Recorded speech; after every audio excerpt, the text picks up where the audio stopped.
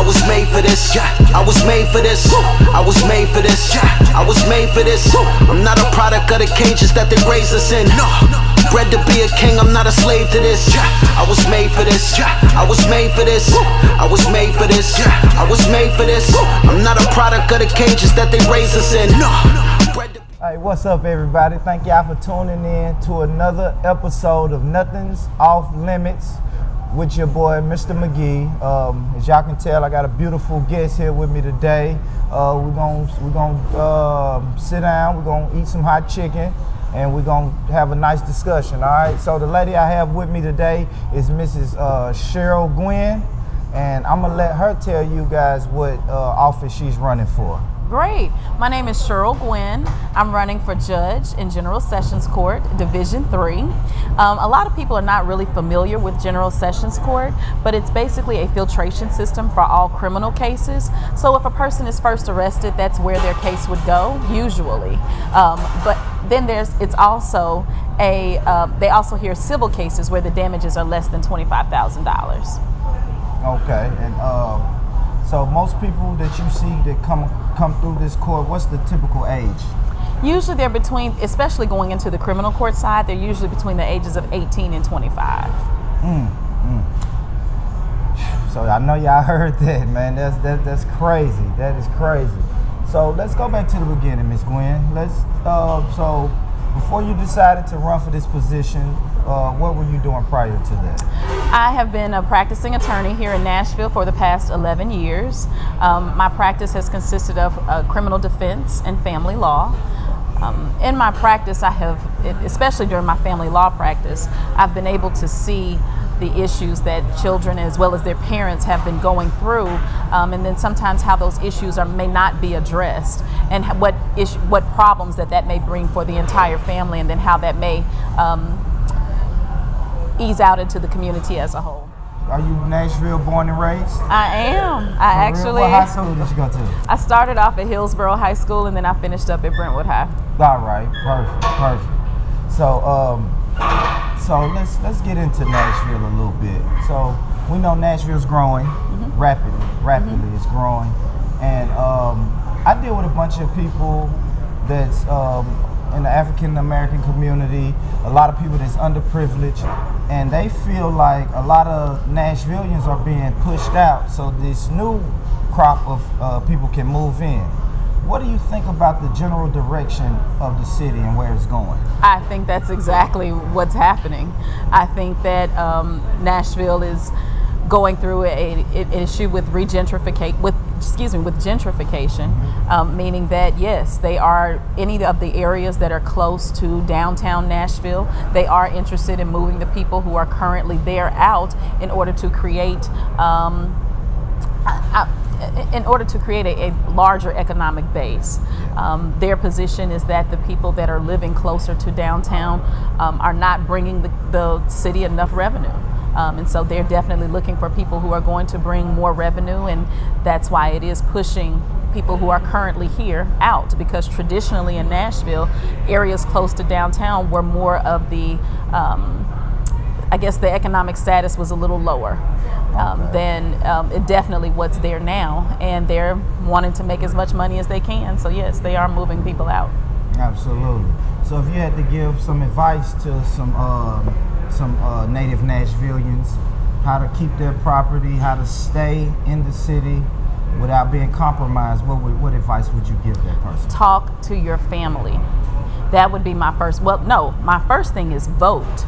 Okay. Vote for your elected officials that actually have your interest at heart. Ask those people who are running what they stand for and what their intentions are. Then once you vote them in, hold them accountable for what they are supposed to do. That's first. Second, talk to your family. I think all of us, especially if we are native Nashvillians, we know people who live in these areas that are close to downtown. Mm-hmm. We may need to talk to our family members about how to pool our resources so that we can hold on to that property and then also receive some of the economic upswing that people are receiving in these areas. So why should we lose out on that? But if one person doesn't have it, we may have to pool the resources of the entire family in order to be able to do that. And then also you may need to talk to an attorney to see how once you pool those resources, how everyone can maintain their interest in that property and still be able to increase that and be able to receive that economic windfall. There's no reason for us to lose out on these areas unnecessarily. I mean, I do understand that sometimes things happen, but sometimes if we can talk to each other, then maybe that will allow us to be able to hold on to that property. Oh, that's cool. That's cool. And so the big thing in Nashville right now is this transit. Everybody's talking about the transit. Where do you stand? Are you for or against the transit? Oh, wow. You really are going to put me on the spot with that. Now, I will say I am not campaigning at all for transit. These are just my personal views as far as transit is concerned. The way that transit has been presented to me is that the plan that we are voting in states that there's specific money that is going to be set aside only for transit, and that's the only thing that it can be used for, and that the plan that they have for transit, which is spanning over 20 years, can be changed, even if once it's voted in, and even if we don't like it, it can be changed in the future. Now, I have not been around as long as some other people, but in the years that I have been here, I have never seen anyone put money behind something that they're going to then let us change. So whatever we're voting in now is what it's going to be, and we need to look at it as such. And the way that it is being presented now, I don't see how it's going to help anyone outside of the area, the downtown area. I think that people, especially in Antioch, in North Nashville, in Bordeaux, I think that they are definitely going to be left out of the benefits from transit. So no, I'm definitely not in agreement with transit. Another thing that I'm really interested in, and I actually deal with a couple brothers and sisters that proposed this whole thing, is the Community Oversight Board. And I saw a thing where they had like the list of candidates, your name was on there, and it said that you voted yes, or when they surveyed people. So when they surveyed people, they pretty much you had said yes to Community Oversight Board. Tell me why. Why did you say yes to that? Okay. The police have a lot of power. The police are one of the very few entities that can remove your freedom. Yes, ma'am. The only time that their power is balanced is once they bring it to the courtroom and the judge can make a decision. We need something that balances their power before we get to the courtroom. And the Community Oversight Board can definitely do that.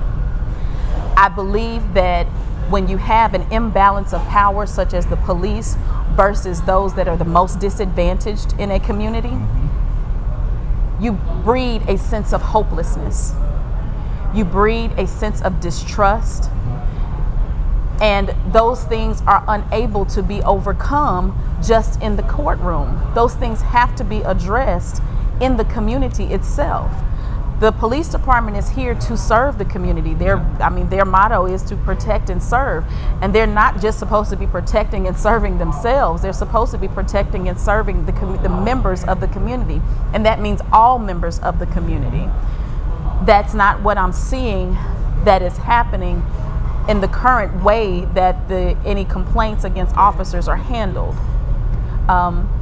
And I believe that if we have the Community Oversight Board that can balance that power between the police who are there and able to remove your freedom versus those in the community who are among the most underserved and feel the most helpless. I agree. I definitely agree. I definitely agree. I like to ask all my guests this, right? So we know we're under a system of white supremacy. I don't call it racism because racism is sugarcoated, right? Even the forefathers of this country said this country was built on white supremacy. So I like to ask all my guests, what will you do personally to try to change this, to remove the system of white supremacy and replace it with the system of justice? Well, I think that all people have to be treated equally. In the position that I'm running for, the way that I see to balance that is, well, I guess let me start from this point. By the time people are coming to court, which is of course where my domain would be, Yes, ma'am. it's really late to be offering an option for them to have a way out. Really, those things should have come as far in the form of community programs that would have been available as they were coming up, and form of assistance for their parents in financial assistance, and or just a community being involved in the raising of the children. So by the time they're coming to my court, that's the last resort. That's the last thing that I have an opportunity to offer, which is services, or which are an opportunity for a mentor, which are job opportunities, something that will allow them to evaluate the fact that they have been arrested and the fact that they have to evaluate the consequences of their actions. So as far as my court would be concerned, if I'm elected, then yes, I would definitely be offering them an opportunity to rehabilitate themselves before any option for incarceration would be examined.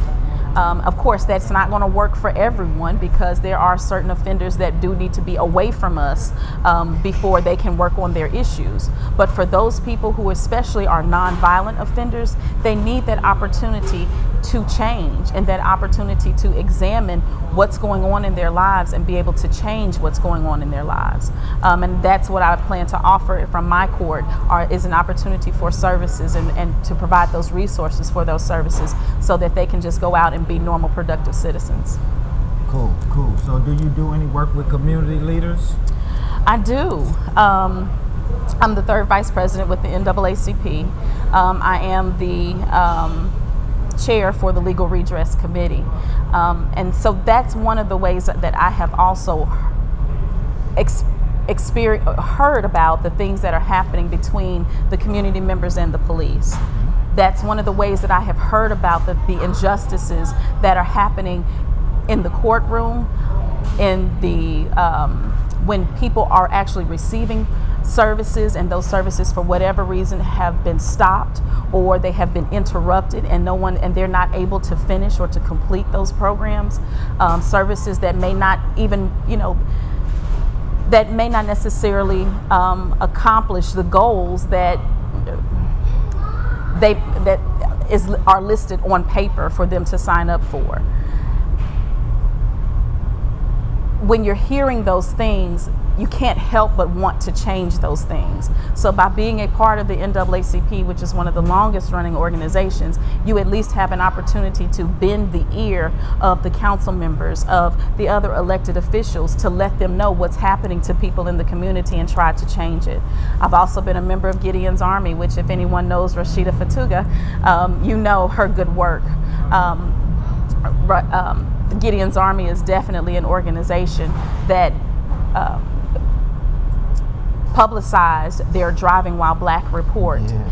And when they put that information, when they made that information public, people could not help but to look at those numbers and to understand that there is something that is happening. Now, of course, in the African American community, we've been talking about that for years. Yeah. If those numbers were not a surprise to us, because unfortunately, most of us have known of someone that these things have happened to. And we want to stop those things. But first, making people aware of what's happening is one of the largest pieces, because if people don't know, then they have no reason to accept that there is a problem. So yes, working with Gideon's Army has been one of the things that I have really enjoyed. And not only do they work with adults, but they also work with children. They have a program that's coming up soon, the Theater of the Oppressed, where the high school students are able to talk about the things that have happened to them, whether it's with school or whether it's with police encounters, whether it's with family issues, and they're able to act that out to explain what their issues are. And then also, I have worked with something I'm missing. Oh, I can't think. NAACP, Gideon's Army. I can't think of what else I work with. It's okay. It's all right. So let's go to the topic of voting, right? Because my thing is with voting is I always tell black people to hold their vote hostage until we can organize them, right? Until we can vet and pick and choose our own candidates, and we can financially back our candidates. So I tell black people, don't be pimped out of your vote, right? Because I was personally pimped out of my vote before, right? Wow. I always say I went and voted for Obama, and then I voted for everybody else with a D beside their name. Okay. You know what I mean? I do. And trust me, man. I talk to young people and people my age. It's a lot of us who do that. Yes. Just because great granny and grandma said we were Democrats. Right. Yes. So, what do you say to people like me I got one foot in this voting stuff and one foot out of this voting thing, because I feel like a lot of people feel like voting doesn't change anything, and the people we do elect just sell us out and go take trips with the money. You know what I mean? So Yes, I understand. So what would you say to a person like me that's on the fence when it comes to voting? I would say, first of all, voting is the only way that your voice can be heard. If you are not voting, then you are letting someone else make decisions for you. Therefore, I would ask you, I implore you, please do not sit on the fence about voting. I ran for office before in 2014, and I lost by 117 votes. Your vote counts, especially in these local elections. Local elections would include judges, your council persons, your state representatives, your state senators. All of those things are considered as local elections, and they affect you more than sometimes the national elections do. So you have to make sure that your voice is heard and that your opinion is taken into consideration. Then you have to do your research. So I definitely agree with you. You have to make sure that you understand who is running for these positions, what they are supposed to be doing in these positions, and whether that person that you are, and whether the people that are running for those positions can actually get those things accomplished. So yes, you have to make sure that you are doing your research and talk to other people about this person. Word of mouth is huge for advertising and anything else. So yes, opinions of others can definitely help you to form your opinion on the person that you're voting for. So please, I guess if you're taking away anything from this, please make sure that you actually vote, because voting is the only way that your voice will be heard.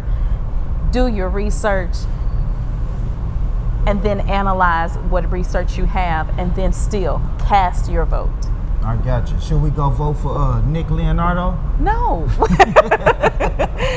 And I'm only saying that facetiously. He is definitely my opponent, so no, I am asking for you to vote for Sheryl Guinn. There you go. Win with Gwynn. There you go. I love that slogan. Thank Win you. with Gwynn. Thank you. Win with Gwynn. So, but I would ask, this is the last question, we'll wrap it up. I do want to ask you, why you? Because I did speak about these people that we elect and put in position, and they sell us out and run off and do all kind of crazy stuff. So why you? Well, I think that I'm the best qualified person for the job. The reason why I believe that is that first of all, I'm a native Nashvillian who understands what the issues are for the community, especially that is being brought before the court in general sessions. In being a native Nashvillian and seeing that court on a regular basis, I'm seeing the people that are coming through, and I understand what the issues are that are affecting them. My desire is to help the people that are coming before the court, and not just to punish, because not everyone needs that punishment. Now, I am not saying that some do, I'm not saying that holds true for everyone, because like I said before, there are some people who do need to be away from us, and that does require incarceration for them to be away from us while they are at least initially addressing their issues. But a lot of those people that are coming through General Sessions Court are for nonviolent offenses. And a lot of times these are people who have issues that have either never been addressed, have not been their issues have not been completed, or they may still even be living in the same issues as to the reason how they've come to General Sessions Court. Punishing someone with incarceration for that, or just punishing someone with a conviction on their record for that, is not what I believe would be the most helpful. If that person is willing, I want to at least give them the opportunity to change, because their change is what will actually make the community better. Once that person is changing their behavior and their circumstances, who knows what their future holds. But we shouldn't stop them at the door with just that conviction without offering an opportunity for change. So y'all heard what she said. We got to stop saying free Lil JJ after Lil JJ kills 3 people. He needs to be away from us to get himself together. All right, and I say that all the time on my show. All right. So when can we vote? Are we voting now? Yes. Early voting began on April the 11th, and it runs through April the 26th. Today, unfortunately, is the last day for Saturday early voting. The polls are open today from 8 a.m. to 4:30 p.m. But yes, you can vote all the way throughout until 7 p.m. on April the 26th. And then election day is on May the 1st. Voting begins at 7 a.m. and then ends at 7 p.m. Now, the beauty about early voting is that you can vote at any of the early voting locations. You don't just have to do the one that you're designated for, because there's no designations, but you have to take your ID. You must take your ID when you go to vote. Man, y'all heard that. Get out and vote. Win with Gwynn. Make sure y'all show up and show out. I always say, do your due diligence. I Googled the lady. The lady has nothing to hide. And you guys do your due diligence, but make sure you get out and cast that vote. I'm going to ask you this, Ms. Gwynn. We'll leave on this one. What would you say to that 16-year-old female who sees you? She's feeling hopeless right now, but then she sees you, and she know you practice law. She's seeing your ascension going up, and what would you tell that 16-year-old girl? Any advice for her? Wow.